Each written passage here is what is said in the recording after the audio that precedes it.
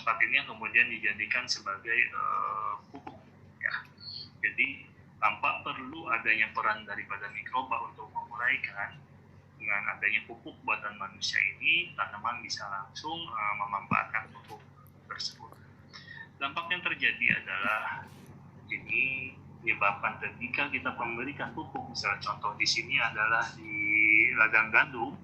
Nah, di sini akan terjadi apabila terjadi suatu misalnya hujan, akan terjadi runoff atau fosfor yang ada di dalam tanaman ini yang tidak dimanfaatkan oleh di dalam tanah yang tidak dimanfaatkan oleh tanaman ini, akan menyebabkan terjadinya ikut bersama air karena dia larut ya, akan terakumulasi di dalam suatu perairan, badan air ya. Bisa saja misalnya kalau di kita akibat adanya sungai ini, kemudian di sekitarnya ada persawahan, maka yang fosfor yang diberikan atau pupuk yang diberikan yang mengandung fosfor ini akan masuk ke badan sungai, kemudian akan berakhir di lautan. Apa yang akan terjadi ketika fosfor? Salah satunya adalah dampaknya terjadi yang namanya blooming alga. Ya, alga penawa pesta karena dia banyak sekali fosfor, jadi alganya ini tumbuh dengan sangat pesat, salah satunya seperti itu. Atau akibat dari adanya hewan yang kemudian memakan limbah dari tanaman ini, akan menyebabkan terjadinya pula SS ini akan mengandung fosfor yang kemudian bisa terjadi runoff yang akan menyebabkan dia masuk ke badan. Di sini hal lain lagi yang terjadi adalah kita lihat banyaknya pertanian atau perkebunan yang adanya di dataran tinggi yang sifatnya curam. Wah, itu yang membahayakan sekali. Kalau kalian lihat di puncak, banyak sekali sudah mulai hilang tanah suburnya akibat terjadi adanya runoff, aliran air dari atas ke bawah, plus erosi. Nah, ketika kita berikan pupuk ke tanaman, apa yang akan terjadi? Pupuk yang tidak dimanfaatkan, yang pupuk yang berlebih ya. Orang biasanya pinginnya selalu berlebih, kasih pupuk lebih ya, biar tanamannya maksimal tumbuhnya. Tapi itu dampaknya besar sekali, ya. Karena pupuknya banyak yang terbuang dan tidak terpakai, atau malahan dia akan ikut terbawa ke bagian bawah dari badan perairan. Yang akan berakibat apa? Ketika fosfat sudah banyak di sini, akan menyebabkan terjadinya salah satunya blooming alga, bisa mengakibatkan kematian ikan. Kemudian yang lainnya lagi adalah karena itu sifatnya asam, biasanya akan menyebabkan terjadinya keasaman di perairan. Mikroba perannya apa? Banyak di sini. Ya. Mikroba ya ini tadi, ketika banyaknya fosfor yang terlarut ya, sama mikroba salah satunya bakteri akan bisa dimanfaatkan buat pertumbuhan dia, karena larut akan mudah untuk diserap. Ya. Jadi di sini peran mikrobanya lebih banyak untuk penyerapan, karena pupuk yang disediakan di sini pupuknya sudah siap untuk digunakan oleh tanaman. Ya, seperti itu. Jadi beda ketika pakai pupuk alami atau ketika kalian pakai pupuk organik. Yang terjadi adalah pupuk organik itu biasanya tanamannya itu tumbuhnya lama sekali.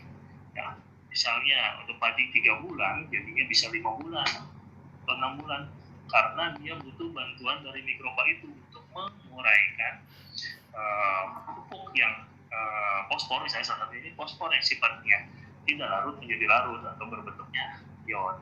Jadi wajar tanaman organik itu bagus hasilnya karena tidak diburu-buru ya, terbentuknya suatu produk dari tanaman, dan juga di situ yang terjadi adalah suatu proses yang memang berjalannya secara alami, tidak buatan, seperti nggak ada tambahan pupuk kimia seperti itu. Makanya harganya mahal. Tapi kembali lagi kalau di kita ya rugi ya, karena waktunya terlalu lama ya, produknya pun berarti intinya terlalu lama, suka dianggapnya kerugiannya pun lebih besar karena waktu menemunya terlalu lama ya. Jadi ini sudah saya sampaikan tadi bahwa adanya fertilizer sintetik yang bersifat komersil yang namanya superfosfat ini ya, mereka ambil dari batuan kemudian diekstraksi menjadi suatu senyawa fosfor yang bisa langsung dipakai oleh tanaman. Ketika terjadi berlebih, maka akan terjadi sedimentasi akibat dari adanya runoff ataupun adanya erosi yang akan menyebabkan tersedimentasinya si fosfor ini di suatu badan perairan mengalir ya, tapi yang tergenang atau di laut gitu. Walaupun tidak tergenang, tapi ya tetap akan terjadi yang namanya sedimentasi, terutama di daerah bawah. Ya, ini saya sampaikan ini dari tanaman binatang, dari hewan di sini yang kemudian banyak terjadi dari akibat adanya ya sama, jadi yang terjadi makan di waktu tanamannya dimakan, yang hasil dari yang tadi yang pemupukan tadi, yang kemudian dari manure-nya atau PCC-nya yang kemudian banyak mengandung fosfat ya. Kemudian yang lainnya lagi adalah ini, jadi akibat adanya sedimentasi atau adanya penambahan fosfat dalam suatu lingkungan, maka membutuhkan suatu perlakuan khusus.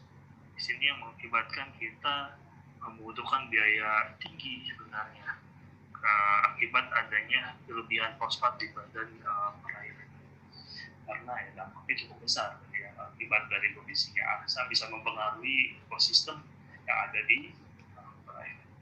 Jadi baiknya ketika kalian nanti menggunakan pupuk itu harus pupuk yang tepat dosis, jangan berlebihan ya, berlebih masalah, kurang juga masalah. Kalau kurang tanamannya tidak akan produksi tinggi, tapi kalau lebih banyak sekali fosfor salah satunya itu atau urea yang akan masuk ke dalam badan perairan.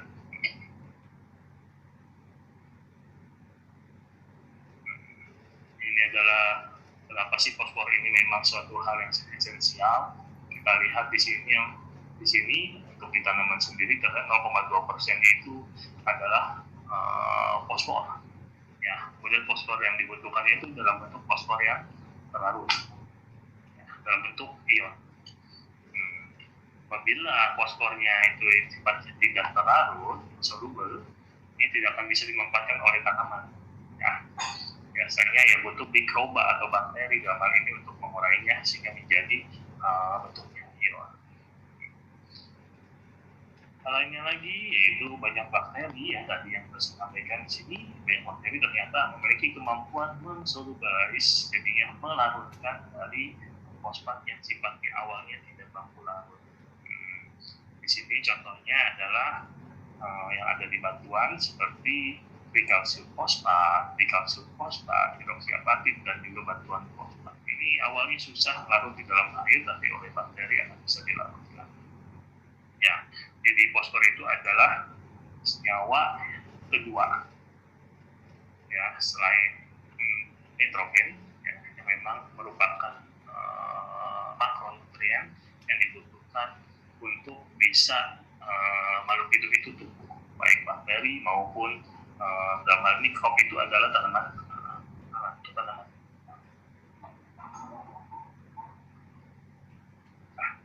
Contoh bakteri-bakteri pelarut fosfat di banyak di daerah hidrosfer biasanya golongan dari Rhizobacteria. Mereka mampu melarutkan fosfat. Jadi awalnya kalau kita bayangkan itu seperti garam, bentuknya serbuk yang kemudian oleh bakteri ini dipecah.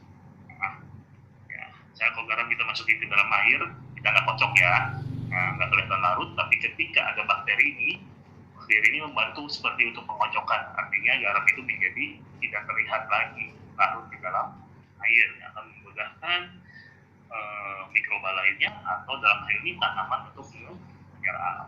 Ini contoh-contoh generalnya. Jadi banyak sekali pupuk hayati yang sekarang itu mengandung bakteri pensolubilisasi fosfat. Jadi mekanismenya itu pertama itu biasanya dia akan menghasilkan suatu senyawa organik yang sifatnya asam atau asam organik jadinya ya, bersifat asam. Yang kemudian nanti dia akan menyebabkan terjadinya mineralisasi organik, senyawa organik yang di dalam